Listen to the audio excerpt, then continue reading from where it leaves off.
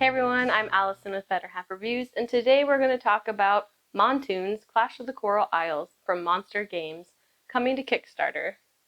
Alright, so in Montoons you need to pick your character, and in my case I picked Haku, and you need 5 dice per player, you need your character token, waystone token, and either a pencil or sheet protectors and dry erase markers, and you're good to go. In Montoons, you are playing as asymmetric characters of the Coral Isles. They each have their own strengths or weaknesses, and you are trying to utilize all of the waystones or be the last man standing.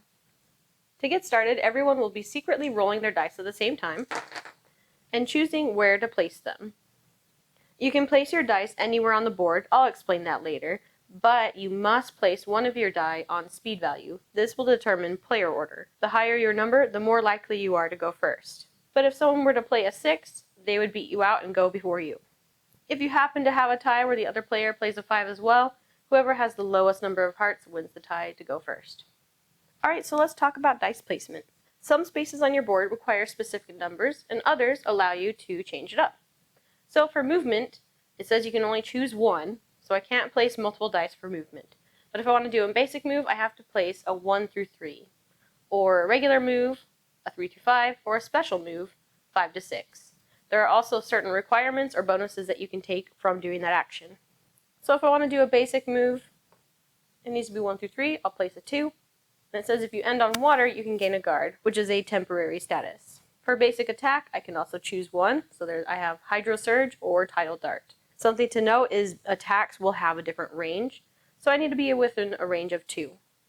And that's also noted here on the special attacks. So if I want to do a basic attack, thinking that I'm going to end up within range of someone, I place my die, and it says that I'll deal damage according to the die number. Again, there are bonuses depending on your result. For something like this, the Tidal Dart, it has the question mark, so it could be any number that you want, but it has a little equal sign, and it has 2 slots. So if I wanted to do a Tidal Dart, I would have to put 2 equal numbers there in order to deal the damage and gain the extra bonus. So anytime you see those question marks, you can place whatever number you want. So here in the waystone area, I can put a 4, and then the ultimate attack is something that you work up towards because it has a lot of spots.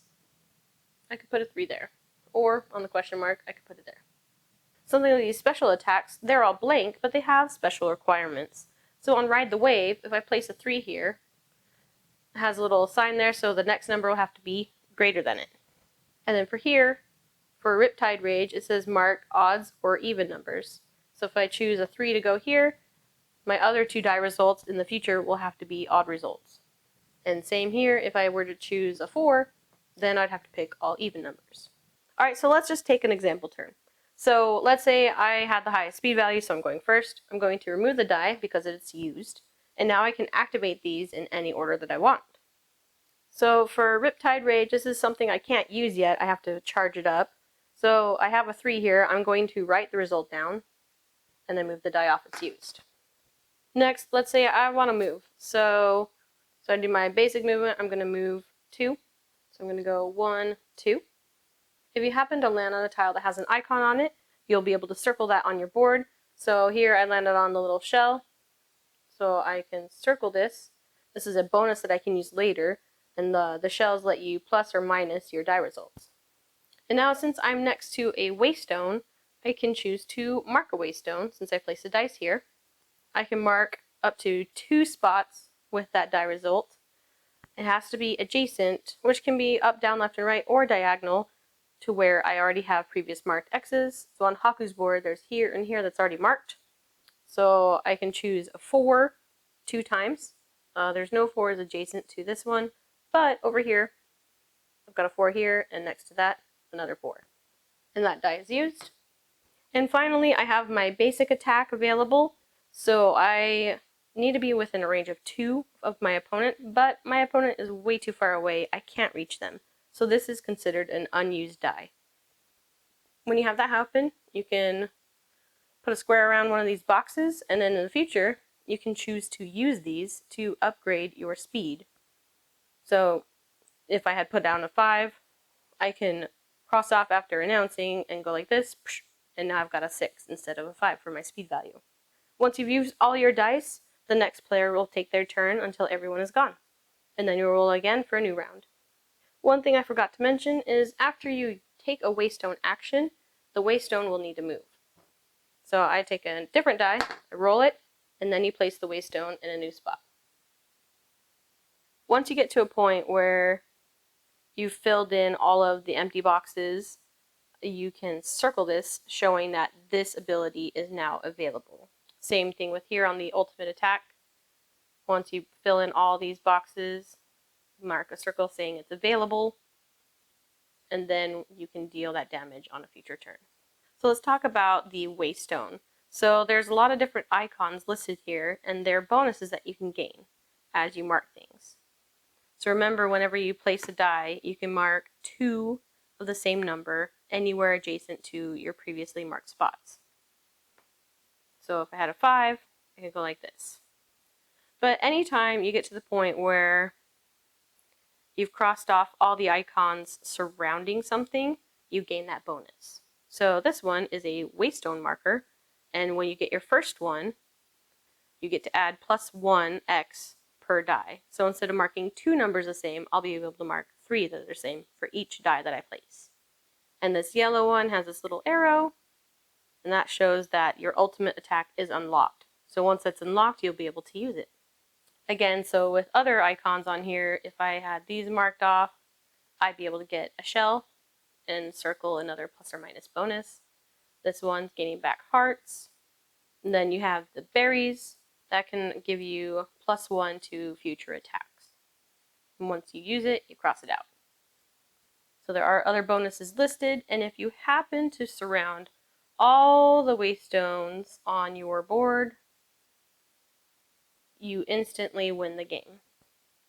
Just to go over some of the board, the tan colors are just regular land. Everyone can cross that normally. And then you have the water spots. Here's jungle, which for a sea creature, that's a little bit more difficult terrain. So if I want to move over it, it costs me 2 movement instead of just a regular 1 movement. So if I had a die of 5 and I was moving 5, from here I could go 1, 2, 3, 4, 5.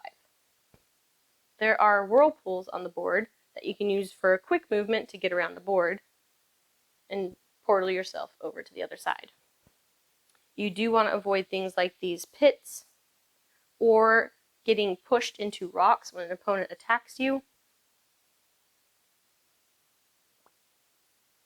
because that can damage your health. With terrain such as these rocks, you can't actually stop on them, you have to go around them. And please note, this is just one of many battle maps that are available throughout this game. So again, in order to win the game, you need to either overtake all of the waystones on your board or be the last man standing. And that's a quick overview of Montoons. Alright, so now that you know a little bit about the game, how to use your player board, placing dice, and moving around the board, let's talk about how I feel about it, some of the pros, cons, or things to be aware of. But please note, this is a prototype, so some things may change by the time it gets to the final product. Alright, so for the pros, I like the accessibility of this, where all you really need is a couple sheets of paper and some player tokens and dice. Most people have dice laying around. If you have any type of game in your house, you may have some dice.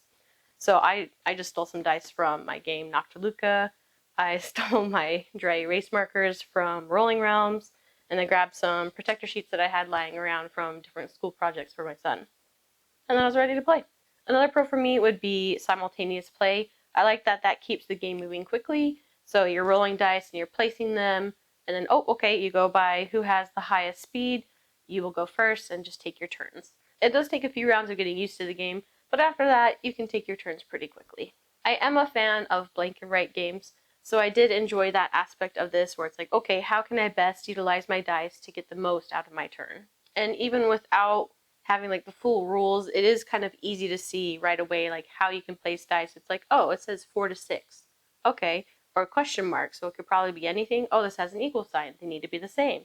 Or with having the greater symbols, okay, I need to increase my die, or odds and evens. Like, very easy to see at a quick glance how to place your dice. I mean, there are a lot of symbols on the player boards, but a lot of it is pretty intuitive, and I appreciated that. Now, I haven't played with all of the different battle mats, but I appreciate that there are lots of different ones that will be available. That way it'll feel like your game can change up and not feel too samey after a while. One of my other pros would be the Waystone area. So that for me is like my favorite part. I liked trying to figure out, okay, how can I mark off the most boxes to get some bonuses?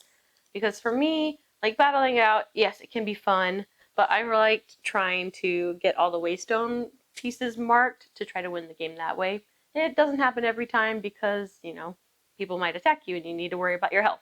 But I liked trying to get that and win the game that way. That was my favorite part. Another pro for me was this game just provides a little bit of like random fun where you may plan out your turn and you're like, okay, I'm going to try to move this far and maybe try to attack. But if you're going lower in the player order, people might move away from you or might be too far away from you. And it's like, oh no, okay, you got to figure out what else you can do. So you do have that option of the unused dice, which I appreciate it so that you don't feel like it's completely useless. But I like that you can't predict everything in this game because the Waystone marker may move, other people may move. You may get attacked and get pushed further away from where you were going to go. So just like a little lighter, like let's just duke it out and see who wins kind of game. So do I have any cons or things that you may want to be aware of? Something for me, like one of my cons, I don't think this is great at 2-player. It's really easy just to kind of avoid each other on the map. But because you have those Waystone markers that people are trying to get towards, that can sometimes push you closer together. But I feel like at 2-player, it was kind of easy just to avoid each other and not really have too much interaction. So I feel like if you really want to like duke it out, you should play with 3 or more players. Something that I would like to see, I can't remember if I saw it in the rules or not, and plus that's not totally finished anyway, but I would like to have like a player reference sheet that I could quickly print off where I don't have to search through all the rules to be like, wait, what's this mean again? If it's just like a quick glance guide would be really helpful because like the rules aren't too terribly hard, but looking at your player board, that's the most complicated part where it's like, what does the guard do? Just a quick reference guide would be really great just to have it out instead of searching through the whole rule book. I think that would quicken the gameplay whenever you have questions. One of my other cons, at least with the plays that I got in of this game, it felt like sometimes it was too easy to get some of your hearts back. So it felt like it was really hard to try to take down the life points of your opponent. Or at least just when I played it, because it's like, oh, I attacked them for 3, but they were able to mark off some extra hearts on the Waystone track. And there's several spots of those, or at least on Haku's, that has like 2 hearts. It's like, oh, I attacked for 3, and that took like a lot of effort and planning, and they just got 2 hearts back. And I'm like, ah. So sometimes I felt like it was too easy to regain life. Not in a morbid way, but. So I just felt like it was too easy to gain back your health when it should be like a duke 'em out game. Like, you just gotta deal with it. So, I don't know. I don't know if they're changing balancing or anything like that, but for my plays, it felt like it was too easy to gain some of your life back for how hard it can be to get the attack to happen. So overall, I thought this game was good. It's not necessarily like my favorite ever. I'm not always a big fan of duke 'em out games, but I wanted to try it. I do like the roll and write aspect to it, and that was a little bit more fun and puzzly of trying to, maximize my dice usage. So, I mean, you could like it if you're not really huge into battle it out games, but if you are more of a battle it out game, then yes, this is a great one because it doesn't take a lot of setup, it doesn't take a lot of time to play, so it's quick and easy to get to the table. So if you're looking for something that's roll and write or something that's duke 'em out, small table presence, just a quick setup and play, this would be a good game for you. Alright, so that's my first impressions of Montoons Clash of the Coral Isles. If this game sounds interesting to you, I'll put a link in the description down below where you can check out the Kickstarter. And also, feel free to like and subscribe if you like this video. I do other content here on YouTube for regular games, Kickstarter games, top 10s lists, and I'm also over on Instagram and TikTok. Thanks for watching. Happy gaming!